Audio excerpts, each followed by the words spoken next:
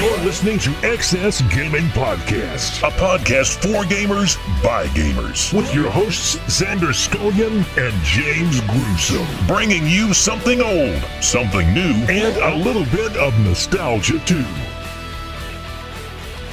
Good morning, good afternoon, or good evening, whichever time you guys are checking us out, and welcome to another episode of XSgaming Podcast. We're recording this on the 20th of January. It's our first podcast of 2019. If you follow us on Twitter, and you guys know 2 weeks ago we tried to record a podcast, we had some connection issues, but I'm one of your hosts, Xander, and joining with me is my wonderful co-host, Mr. James Gruesome. What's up, James? Greetings, salutations. I think we're realizing now those connections issues, it may have been my fault. We're not sure, but they happen sometimes. I apologize. I hope you all are having a great new year. I hope Christmas was awesome. I could say so far this new year for me has been pretty cool. I've already been to like 2 live wrestling events the last 2 weeks, which I had like an absolute blast at. So I hope you all are having as good a time as me with wrestling and games and all the other cool shit in life that we can, find to entertain ourselves through all the pain and agony that life gives us at times. So.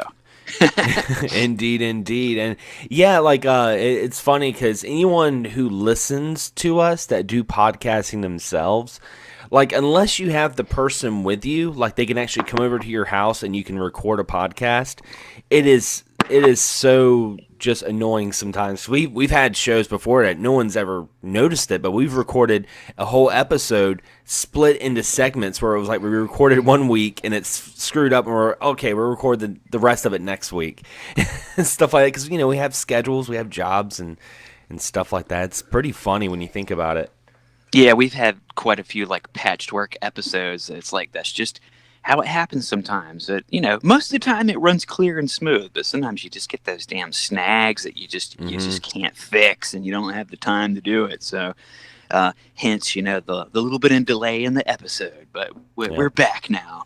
We are, and we got some little bit of gaming news. One of the biggest gaming news that I want to talk about because this kind of hits me hard right here, and that is on the 30th at end this year, or not end this year, end this month. The WiiWare, the Wii shop is closing down. All the WiiWare games, virtual consoles, everything. Nintendo's pulling the plug. Now, this has been known for a while. It's something that Nintendo just, Happy New Year. Hey, we're shutting down the Wii shop. This is something they talked about, I believe, last year or maybe the year before. They talked about this. Yeah, we've kind of been hearing about it coming for a while. I believe they had the set date, and I think it was earlier last year when they first announced it. Mm-hmm. And I mean, what I liked the most about it was following on Twitter and Facebook and seeing people that still had points on their Wii, and they're like, "What's the last game I should get?" I mean, Jason Heine from the Heine House Productions and from All Gen Gamers and whatnot, he was on Facebook and he was like, hey, I got I think it was he had 300 points or something like that. He had more than that. I want to say he had maybe 1,000. Yeah. It was enough to get a few games with.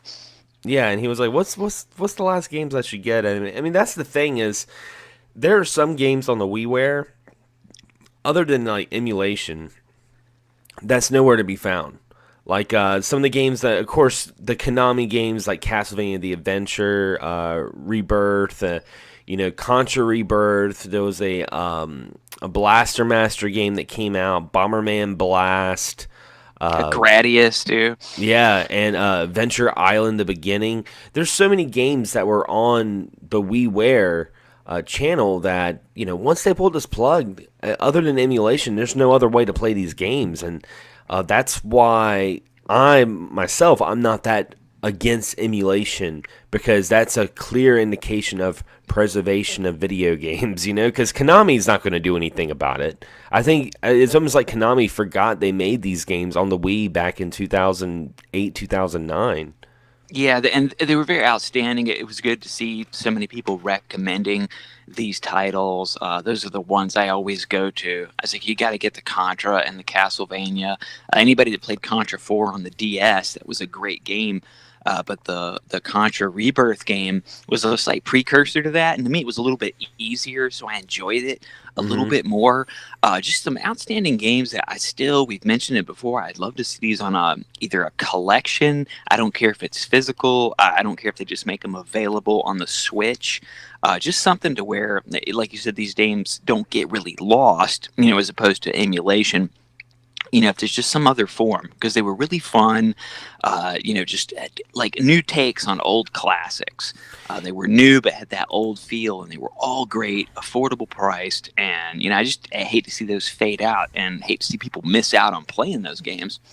Yeah, I'm looking at the list right now on Google, and I mean, there's still some that I haven't played. Like, I had no idea they had Alien Crush Returns on the WiiWare. Like, Alien Crush, the pinball game? I never knew about that.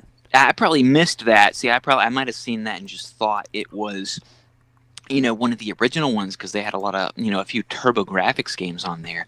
Or it's one I wonder too, like, did I actually get that? So it's like, I need to check on my Wii, to see if I got any points, unless my time's up before I get to. One thing we did get to see too that I thought a lot of people complained about was this kind of odd set number of points you had to buy. So many people have a leftover odd number that sometimes you can't even spend. We can see now how you can just pay for the purchase price of a game, whereas back then you had to buy, the points kind of in increments and spread them out and use them, which we kind of see was kind of a bad way to do it in retrospect. Yeah. I mean, I remember Xbox did that for a while with Xbox Live. I hated it. It was like their own like currency, like point system. And yeah, you would get a game and it would be like say if you bought a game that was on sale for like $250, it would like screw up your whole point increments. And you're just like, all right, well now I have, because everything seemed like it was all even, and then they would have some sell and it would just throw everything out of whack. So if you had like 1,000 points and you bought something that was like worth $250, that would be like, some weird number like 530 or something, and it would just screw everything up. I hated that. I was so glad when Xbox, when they were like, okay, we're no longer doing the points, we're doing actual currency. Unfortunately, Nintendo kept doing that until I believe the 3DS, or maybe it was even the DSi, when they opened up the eShop on there, they actually did real currency. But even now, the Wii still does the point system, which is ridiculous. It's like you kind of guaranteed anybody that has a Wii, like you've probably got a few points on there if at some point you bought something that you just can't do anything with. And like, it was kind of early on at that time as far as buying things on stores, and maybe some other systems had it. I don't know if Sony, they might have had it on point a little bit more, but at least things have changed since then. We can see the faults in it, and luckily we've moved past that. But hopefully people snag up some of those games, because like we said, there's some really cool ones on there. A lot of games I'm sure many missed out. The Wii sold so much, so many people had one, but maybe not everybody ventured on the store. And I really had a good time with those games. I didn't play the Gradius one myself, and that Adventure Island one. I saw somebody mention that on Jason Heine's post. I was like, Adventure Island, and I kind of thought it was one of the like virtual console titles. But then now I'm realizing, like, oh, they had a newer one too. Hudson and Konami, really kind of went in and brought back some old classics with that new twist, and it was just really cool. So, hey man, hopefully people can play these in this last bit of time they have, or maybe, I'm kind of doubting it, but maybe we'll see them, pop up somewhere else in the future.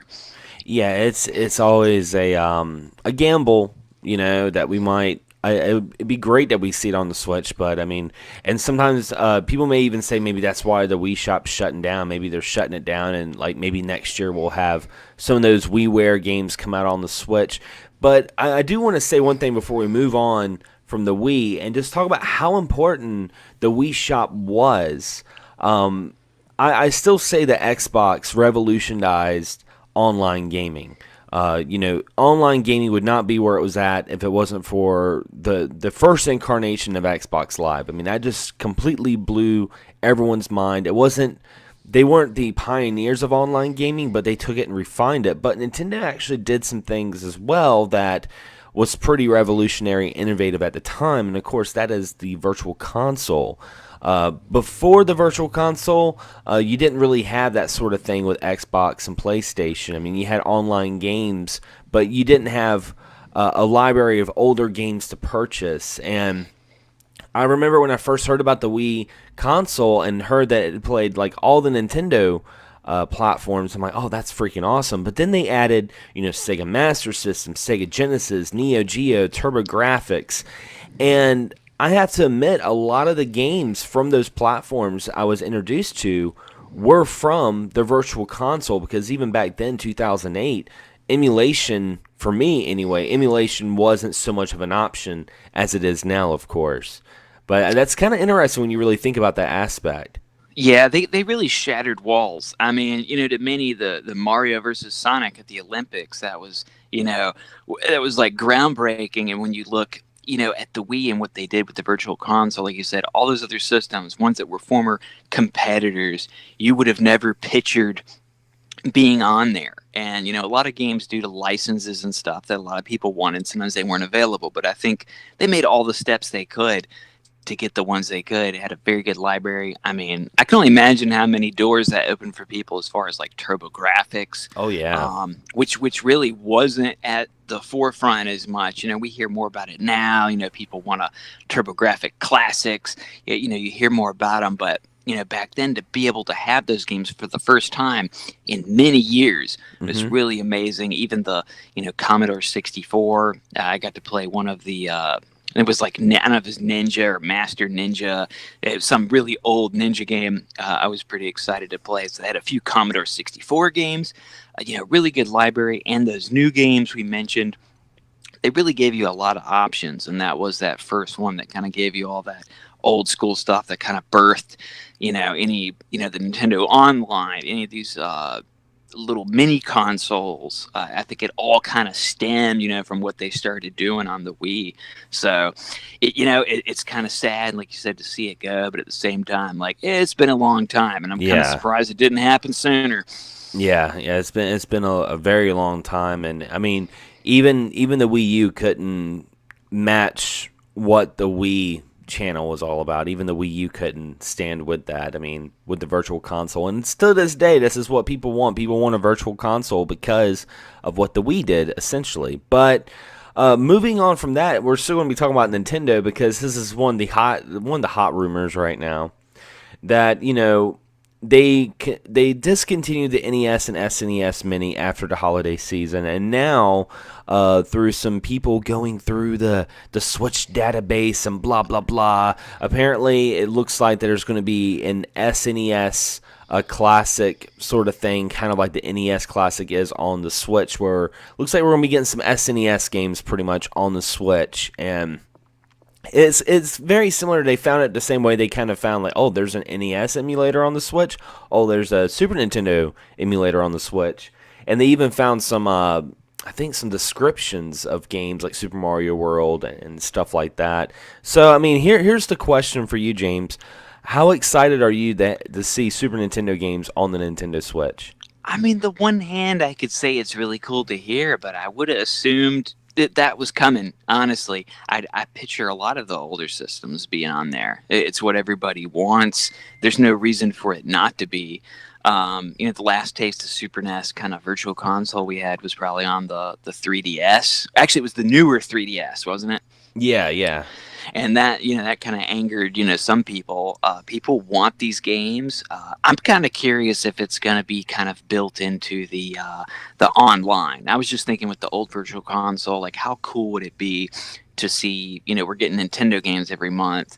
What if, and I don't even know if they want to bump up the price for extra games. I don't know, whatever they do, but what if there was another option for, each month you get a Genesis, a Super NES, and a TG16 game?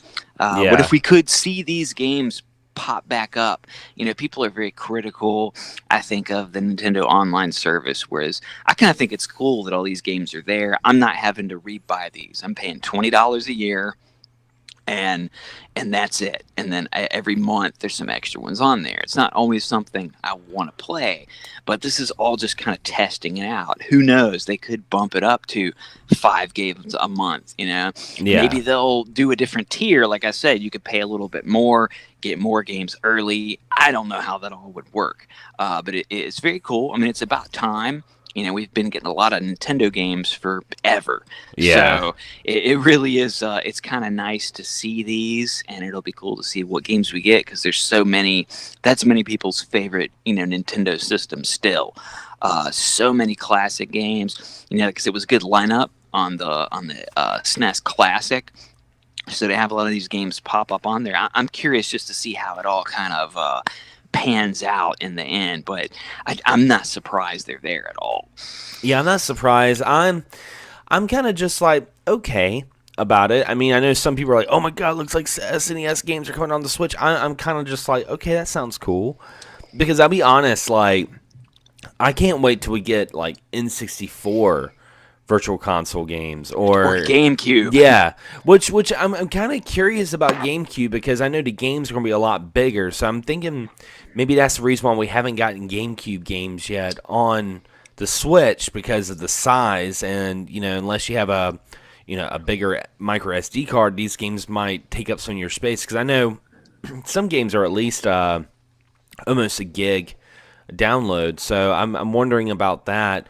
Also, I mean, it makes sense that it would put the GameCube on the Virtual Console, because you can use the GameCube adapter on the Switch to play Smash Brothers, and you can actually use the GameCube controller itself as a normal controller on the Switch using the adapter.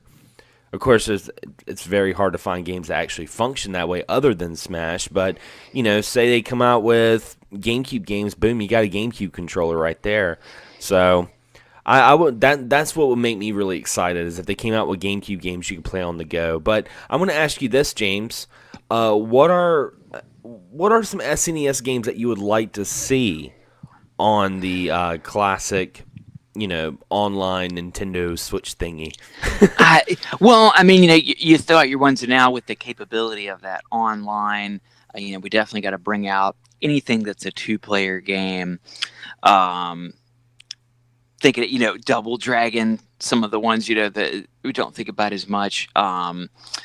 Let's see, Contra, of course. I like that option. Whereas even a game like Super Mario World, could be fun trading off with a friend. That ability is just new, like it's been available, I know, with emulators for a long time, but for a lot of us, we haven't really had this online capability of old school games.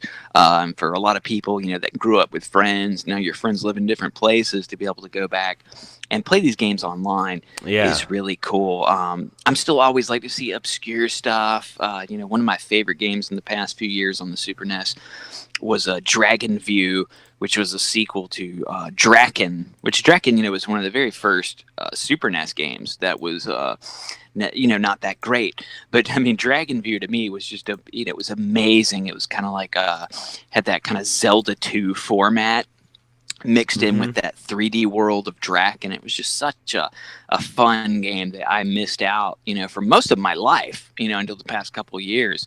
But sometimes the obscure ones we don't get as much. I did hear about Demon's Crest, possibly being on there. I don't know if that was one of the things somebody found, some of the information. That's awesome. A great game. Yeah, it's still very high priced, and when you think of the Ghouls and Ghosts series, everybody Ghosts and Goblins, Ghouls and Ghosts, but we also have Demon's Crest, and we have those Gargoyles Quest games that are all fall under that same umbrella, which is a really cool series. And Demon's Crest was a really awesome game. Out on as a kid, I've had it for the over past 10 years or so, when I found it very cheap, but I mean, it's gone up in price. Just to be able to get a lot of these games for a lot cheaper. There's a lot of cool options. Yeah, I'd like to see some more foreign games too. Yeah. Of ones we missed. I was thinking of multiplayer. I was thinking of River City Ransom. Though actually, I don't know if the Super Famicom River City Ransom game was 2 players, which seems kind of odd when you think about it. Well, what's really cool about the Switch being region free is you can make a Japanese and a European account.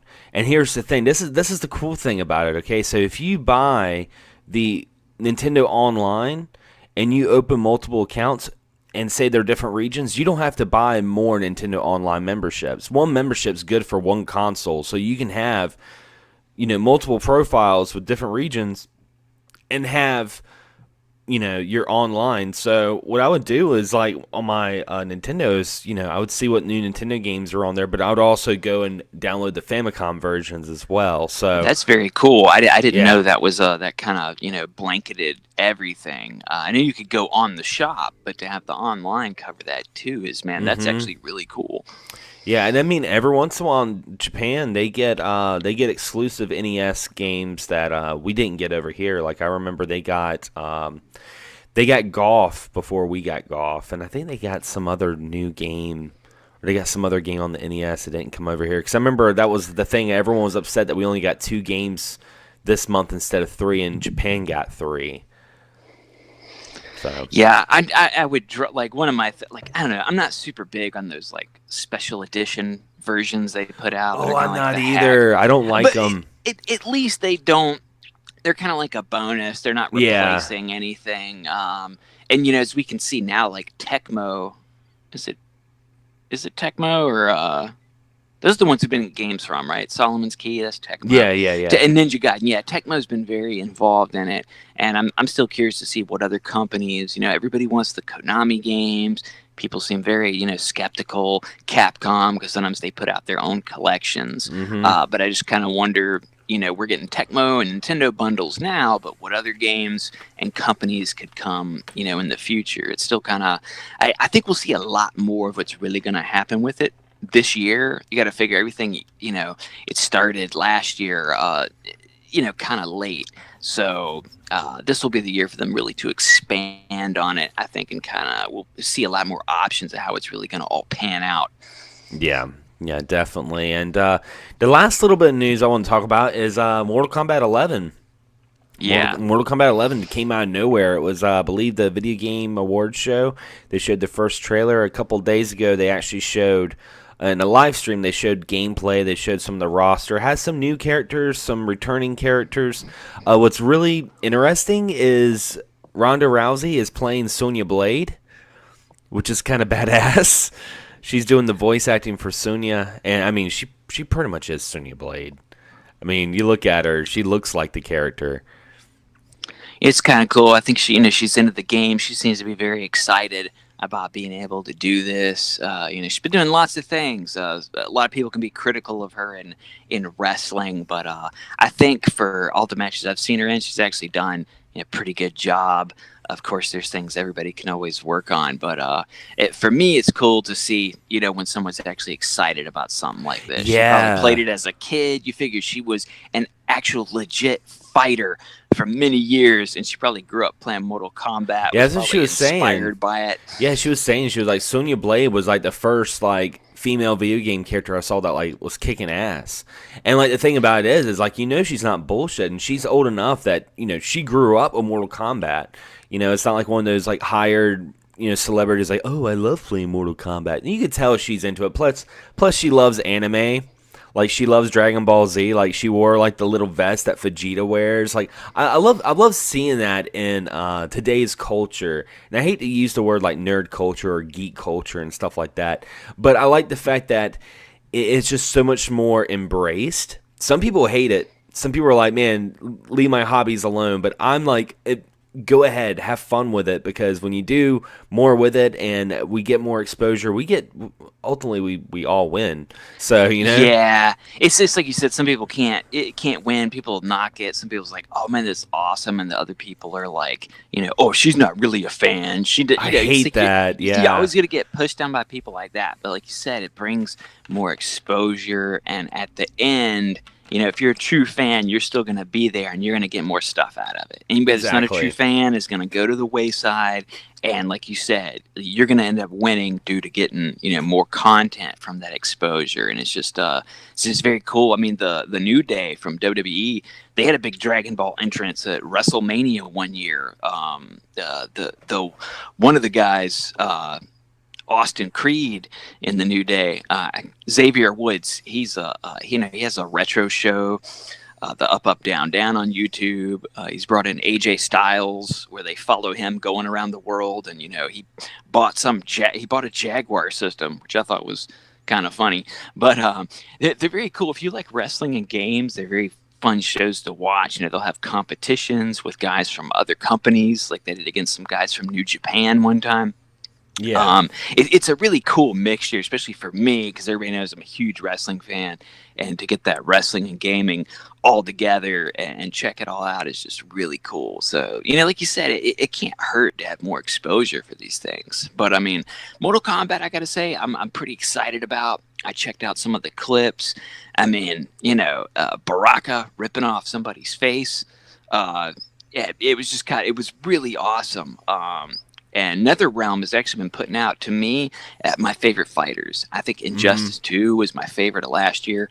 Love the last Mortal Kombat. I mean, they're really just putting out, hits one after the other. They're always fun. Stories are amazing. And the thing with fighters, I have a friend who, he's my age, had a lot of kind of a hard time like getting into games lately. But he loved Injustice 2. And they give you so many options, these online challenges. They're really games you can play every day and have something new to do if you really want to get into it. Whereas before they kind of seemed like you play a fighter, you unlock or download some characters, and then it's like, well, unless you're really big on the online fighting, you're kind of like, what do I do? Yeah. They really give more to a single player experience, also adding in that online. And I mean, like I said, NetherRealm to me right now, man, they're kind of like the kings of fighters, no pun intended with that. But I mean, they've been doing great. Yeah, I mean, the thing that I really like, and I hope they bring back, because I don't think they brought it back in Mortal Kombat X, but I hope they bring King the Hill mode back for Mortal Kombat 9, because I like that because it was online. And like you had a group of people, and you could spectate or you would fight, and after it was all done, whoever was watching, everyone would give you a score, like 1 out of 10. Oh. And it was kind of cool because you get scores, you get points, and you get coins to unlock more stuff in the actual game itself. I thought it was really cool because it kind of added much more of like an arcade feel to it. Of like, when you were sitting there playing and the people were standing behind you and cheering you on, or maybe they were being, salty about it, because you would have those salty people, like you would just kick their ass, and then they would be the ones spectating, and they'd always give you like the 1 or the 2 or something like, fuck this guy. But I loved it. I hope they bring that back, and it comes out on April 23rd. I don't know if I'm going to buy it day one just because I'm not into the whole... I want to see what the microtransaction thing is all about because I know they're going to have like season passes and stuff. Yeah, I would say too, though, if you do want to get it, definitely for anybody out there, pre-order it and it's actually coming to Switch also. Yeah. But if you want to play it early on, if you pre-order, you get Shao Kahn and you get a beta that starts almost a month early. That you get to try it out for a while beforehand, so that's something that's worth a pre-order for, I think, if you really want to check it out a little bit ahead of time. That's really cool. Yeah, it is coming out for Switch, and I'm curious to see how the Switch port's going to be, because that'd be the port I'd want to get, just because I'd like to play it on the go. Yeah, I was kind of surprised it was on there. I was like, okay, because you just never know nowadays. People can still knock on the Switch about its power, but we're seeing, obviously, I mean, that's still a pretty graphical intense game. Mm-hmm. And it's coming out on Switch, so that's another thing with Switch I'm curious to see this year about what exactly more will be coming out. Will it be available more with all these different options, which I think is great, because a game like that is just more people that can play it, the better. So yeah, and like I said, I would mostly get it for the Switch because I would like to play it while I'm having slow days at work. That's the main, and that's the funny thing when I explain to a lot of people about like Switch and PS4, because I have a PS4 and I buy games for the PS4, But if it's a game that I'm like really involved in or a game that I really enjoy, I like to get it on the Switch because I can take it with me. You know?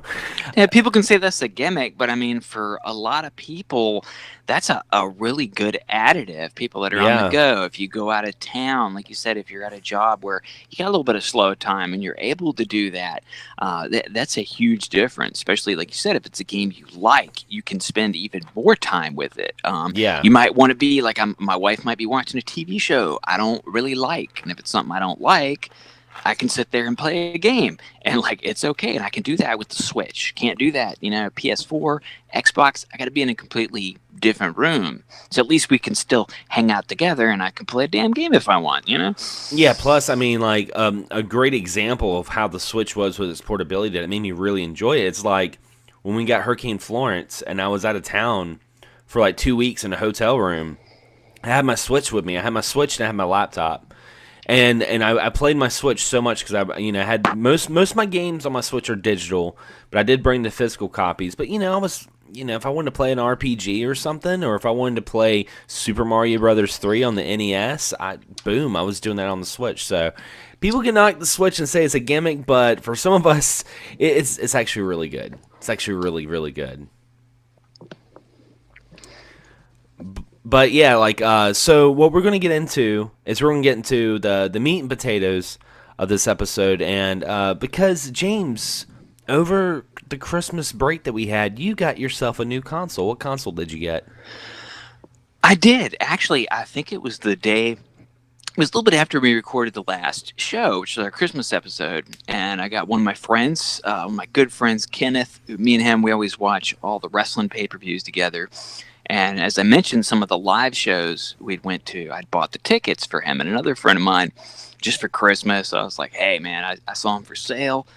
Got him. We're on the 4th row for one show and the 5th for the other, which hadn't been that close in a long time. So I'd got that, and he'd come by for a wrestling pay-per-view, and he had a couple bags. And he's like, yeah, man, he's like, I like doing the Christmas stuff too. And he gives me one bag, and it's got some figures in it from like Cuphead, which is like, oh, it's cool. It's a devil figure, Cuphead. I'm like, all right, I like toys, And then he gives me this other bag, and I'm like, damn, that's heavy. And I open it up, and there's the damn Xbox One inside of it. Oh man, which is I was really blown away, man, because like I hadn't, I got like the Wii U for myself for Christmas a few years back, but I hadn't actually gotten a system. Like it's just not something you expect to get, from on Christmas from like a friend. It's really awesome. But he said he'd had a lot of coupons and points and didn't end up even paying that much for it. Wow. And it was really awesome. And the thing is, they have, of course, you can get the Game Pass, but they also have Game Share. So his whole library of 500 something games is also available to me. That's awesome. That's one of the really great things. He was the one, we might have bashed Xbox a little bit early on. We started warming up, and Kenneth was a friend of mine that would always tell me all the good things about it. And, seeing this, it's like having a free store in front of me. There's like all these games because they give you 2 licenses per game. And I mean, he probably, he'd always recommend it to me, and he probably knew it was a system I might not have got on my own. Right. And he was like, yeah, you should have every system, and so I got it. We hooked it up, logged in. Like I said, the Game Share, is very easy. And it's very cool too, because there's the game, maybe he's not going to get day one, but I am, it's like we can kind of correspond, and I can be like, hey, I'm going to get that game so he can download it off mine. I mean, that's, really gamer friendly to me. Well, that goes right back to what I was saying earlier in the episode. When it comes to online gaming, that's where Microsoft really takes off. I mean, like Xbox or not, I mean, for anyone that are listening, I will gladly say that, Microsoft really does pioneer that sort of thing. And, man, that's freaking crazy. I always said that, like, the Xbox One is a great console as well for younger kids and parents, because, I mean, you could buy them an Xbox One, like, say a core Xbox One for like $180. You can buy something like that and get Game Pass for like $60 a year, and your kid has so many games they can play. Boom, there you go. And it's all digital, so you don't Yeah. have to worry about them like taking out the disc and throwing it like a frisbee, or their friend, stealing it or some bullshit. Boom, you got all these games you can play on one console. Yeah, and it looks if you got to, like I said, for me, it's like all you do with your friends, you can just trade off the password. And usually, if you're letting a friend get on your game share, you're gonna be pretty good friends, so you don't mind giving them the password. Yeah. And it's just on there, and it's available. Like, it's literally the system I've spent the least amount of money on, because there's just so many games just available for me to play. Like I said, it's like a free store, and I've enjoyed having it. I mean, I got to say, yeah, PS4, they do kind of have the upper hand on exclusives. They really do, and I'd like to see Xbox get a few more. And you never know as the time goes on, but I mean, getting it now, I've really enjoyed it. And I've even bought a couple of games on sale. I still need to pick up the Rare Replay. That's one I definitely wanted. But there are a lot of games like the Killer Instinct, and of course Cuphead. That was I got to play that before one time when he brought his Xbox by, and still a damn tough game. But it's really cool to have that, and it's just nice to have the option of another system, Yeah.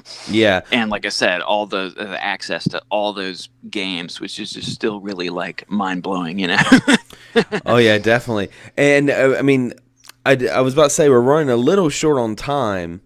We're about halfway, but I wanted to before we start closing up the show, I did want to say, did this kind of rest assured that sometimes it's good to be a late bloomer with consoles?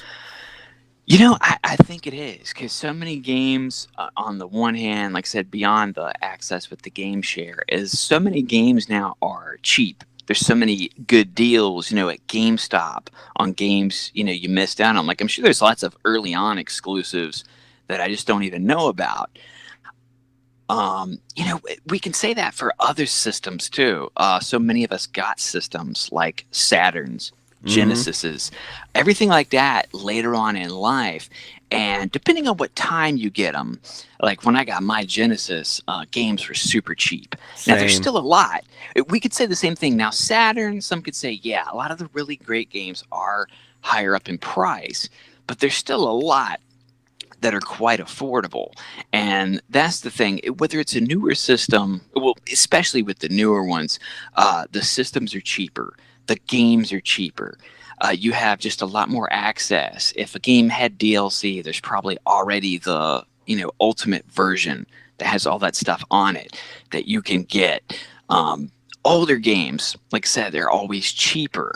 Sometimes waiting around, it really can help. It can be like a good option. I think with the handhelds too, like even the 3DS. Yeah. Right now, they keep putting out, cheaper versions, whether it's the 2DS or if you want that newer 3DS. And at the same time, you have access, depending on which version of 3DS you get, you have access to DS games, which can be, incredibly cheap. A lot of 3DS games. You have usually the whole, online, digital games you can get on the stores, and it's just a really good. It's a good option just to wait. We've all got that system. Hey, you want to get right when it comes out, but if there's one you're thinking about, it might not hurt just to wait a little bit, and you're going to end up saving money in the long run. Yeah, really, and I've been like that too. I think the only consoles I can remember, I never got a console at launch. I never did that. The only consoles I can think of, not a single one, not a single console. It's weird because I didn't even get my. I'm trying to think. I don't think I did either. Actually, I don't think I've ever gotten. No, I got the Game Boy Advanced on day one. That was the only one. Yeah, because even the like the Switch, I got that a month after it came out. I got it in April.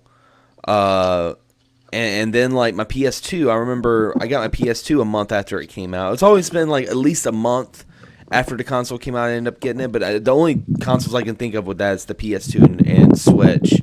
The Genesis was a lot later and whatnot. But closing off, let's talk about games we've been playing. What about you, James? What have you been playing lately? Well, since I had the Xbox, I've definitely been trying to get on there when I can.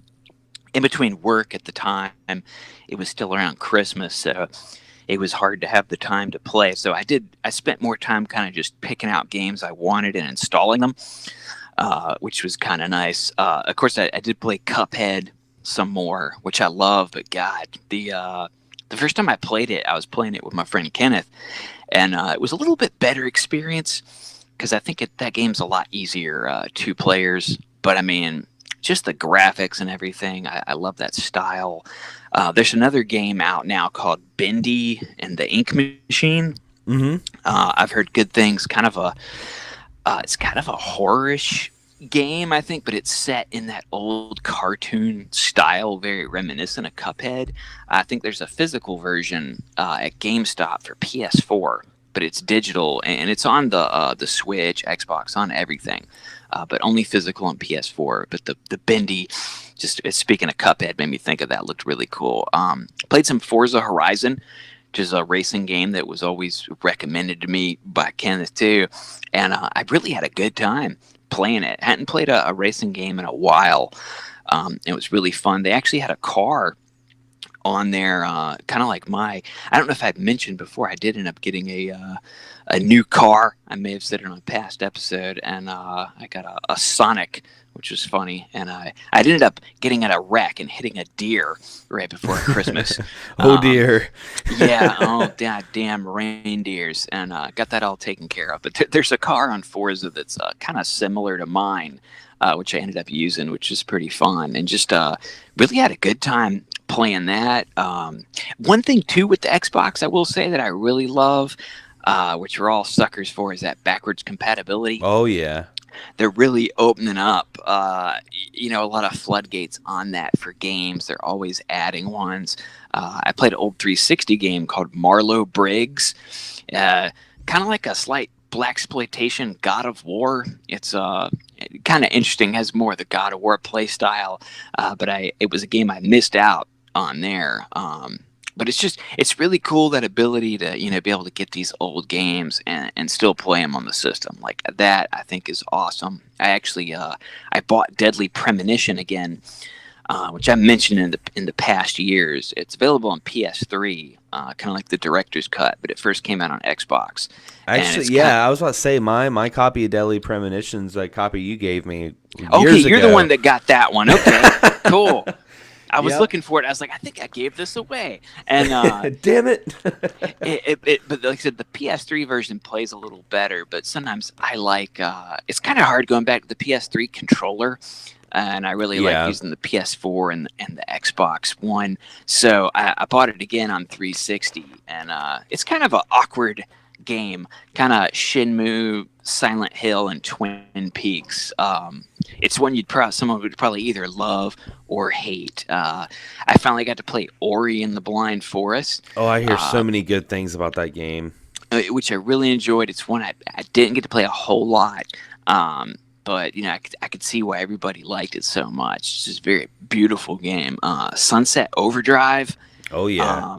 I had a really good time with that. I mean, I was told it's kind of like Jet Set with zombies, and that one just feels, man, it still kind of feels like an old Sega game. And that's an older game for sure, for the system, and still really cool. I just right before the show played Killer Instinct, which that's another exclusive for it. Mm-hmm. And if you're into that series, that's the place to play it at. And man, it's been a long time, since Killer Instinct 2 or Gold or the one on the 64. Probably not. And just think about it, you're going to be able to play Battletoads. Yeah, Battletoads is coming out. That's not Battletoads finally going to come out at some point. Yeah. And, they're on the Killer Instinct, and it's just a really cool, fighter. It was never one of my favorites, but it's one I always had fun with. And I did pick up Onimusha on the Switch, the newer, remastered version. Big part of that was due to I started it on the Xbox a few months ago, but my Xbox kind of stopped playing discs, so I didn't get too far before it kicked the bucket, and I was really still kind of wanting to play it. So now I got that option, on the go. I figured that's a pretty good price too, for like $20. and I know it's digital only. You can get physical copies from like Play Asia though. Yeah. Even on the well, I'm sorry, it's digital only on Switch. The other one's got Right. physicals, but you can get a copy on Play Asia. And then also I've been playing Doug on the Game Boy Color. Which I forgot I had bought a while back. I think I went into some Disney, or not Disney, some Nicktoons loophole on YouTube a while back. And I was about to say Disney did end up buying Doug, so you weren't completely oh, wrong wow. with that. Yeah, like the New Adventures of Doug, that's owned by Disney. Huh. As I went in this big loophole of like Doug and Salute Your Shorts and all this stuff, and I ended up finding Doug on Game Boy Color, for like $8, and I popped it in before the show, and I gotta say, man, I think the animation, the look of Doug and Pork Chop is like pretty good. I mean, the music is damn annoying, but it's kind of you're walking around the neighborhood and going in houses, and you're looking for that patty mayonnaise, Sounds scary, like you're a stalker. Yeah, Doug is kind of it's questionable, but that's been about it. Other than I did pop in, like $50 on my Switch when I got Onimushu, and I'm kind of debating in between getting the there's like a Friday the 13th puzzle game. Yeah, I heard about that. That I've heard is really fun. And I'm kind of debating between that and Jeopardy right now at the moment because, damn, I love Jeopardy. But, at this time, I think I've actually played, more games than usual during our games we've been playing. Like I said, with having all this access. I'm looking forward, to Alan Wake. That's another one, that's backwards compatible and also Have you played? Has it. You've played Alan Wake before, right? Yeah, I did play it. I never finished it. I mean, I liked it so okay. much. I had the regular version, and I found that special edition that looks like a book that's got like a DVD and a book and the game in it. That one store, Ever McKay, I used to shop at all the time. I liked it so much, and I thought it was such a cool special edition. And it's like it looks like a damn book, like you could put it on the shelf. So I actually got a friend of mine that I know would be interested in that. I wanted him to play it. So I think me and him are going to try to sit down one day and go through as much of it as I can. Because I have that and, of course, the little downloadable, I think it was like American Nightmare or something. But yeah, I mean, I got access to it all, and I'm very excited. Like Mortal Kombat. Oh, one other thing I mentioned, you might too. I just played the Resident Evil 2 demo right before the show. Oh yeah, what'd you think about that? I downloaded it on PS4 and on Xbox, so I get to play it again. Because I'm glad, because I bumbled around and I'm looking. I'm like, what do I do? I got stuck because I kind of suck at games sometimes. Man, I really enjoyed it. It did scare me. I jumped a couple of times. And I've said before, I'm really, really looking forward to how that alligator is going to look. Like that's what I'm waiting for. But I can't wait for the 25th. Probably after this show, I'm going to play it on the PS4 because now I kind of know where I'm going. Also, before you meet that one officer, you can go outside. Which they mentioned. And so I want to go check outside a little bit, and I want to get a little bit further. I got to right when you find the one cop that got killed and his head's like split open and he's got the little radio thing on his neck. Right when I got to that point, it was like, thank you for playing. And I was like, oh, but that's terrible. I do think that idea of the 30-minute demo is kind of cool. I could see some people like hating that, and you can get it again if you can make a different account. But it's just a short demo to give you a taste and get you excited. So I kind of like the idea, but I am gonna play it again, and I am really looking forward to it. Definitely. Now with me, I haven't been playing as much. Been on a big Mario Kart fix with my girlfriend. We've been playing a lot of Mario Kart 8 on the Switch. We actually played some Double Dash on the GameCube. We tried to play Crash Team Racing, but I don't know. We're just so into Mario Kart. We started playing like Crash Team Racing, and I'm like, and this is going to get some hate from some people. I was like, man, this feels like freaking great value Mario Kart. Let's go back to Mario Kart. Because it was going back from like the Switch to the PlayStation 1, and it just felt weird. So, been playing a lot of Mario Kart. Also, been playing this game that's coming out on the 22nd called Future Grind. It's like Uniracers meets Tony Hawk. It's a really interesting like trials kind of game where you're playing as this like future bike that has two wheels that can go in full 360, and you grind on these different colored rails, and you have to grind on the rails that match the color of your wheel. Like if you do it the wrong way, you explode and have to restart. And each level has their own objectives, and each bike has their own perks and whatnot. I'm going to be working on a review with that. And been pie surfing a lot, playing on just a lot of random retro.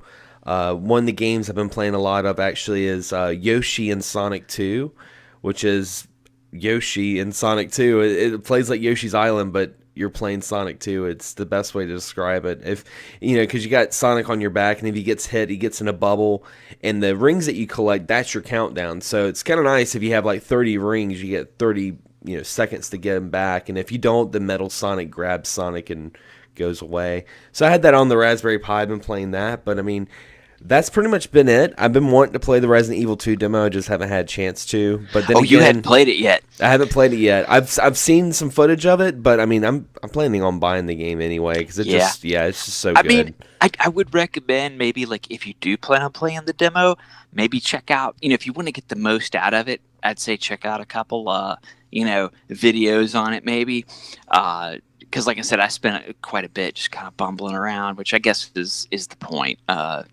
But I'm really excited about that. It's kind of gotten me wanting to go back and play the remake of 1 again. But it's 2's getting ready to come out, so I don't need to start anything else. I'm just gonna wait. And I know some people have been waiting and skipping the demo because they just want to experience the game. And but I don't blame anybody for that either. But I will say it was awesome. Leon's hair is looking wonderful as always, and it made me jump. And I'm just his hair made you jump. Yeah, it was just so those highlights, whoa. I tell you. The hit shot on the damage is really cool. Hitting the different areas. I think anybody that loved the remake of the first one, I can only imagine how much better this one's going to be, considering how much further along. How much time. Like so that alligator, man. That alligator better be wonderful. I hope it is, or I'm just going to be I'd be heartbroken. But just think about how good these look. When you go back, we love Resident Evil 1 and 2, but man, they kind of look like crap. You compare it to these, and it's like it really is like a whole new experience and whole new game. So it's about time. We've all been waiting for that one, for a while, and hopefully there's more Resident Evil 8, more first person, more of the Revelations. Hey, I'm something down for everybody. Yeah, something you for really everybody. Got a lot of choices with it. Indeed. And again, this concludes another episode of XSgaming Podcast. I want to say thank you guys for listening. Be sure to follow us on Facebook as well, facebook.com/group/XSgaming Podcast. Join our group, collaborate with us, share your content, share your thoughts. A lot of times the members of the community help us come up with episodes by just communicating with us, and we're like, hey, that sounds like that'd be a really good episode. But anyway, guys, as always, thanks for listening, and as always, happy gaming. Have a pleasant evening, and if you're into wrestling, check out PCO, because he was a 50-something-year-old man that was the most awesome thing I saw at the wrestling show I went to, and he's fucking badass. So have a good New Year, everybody.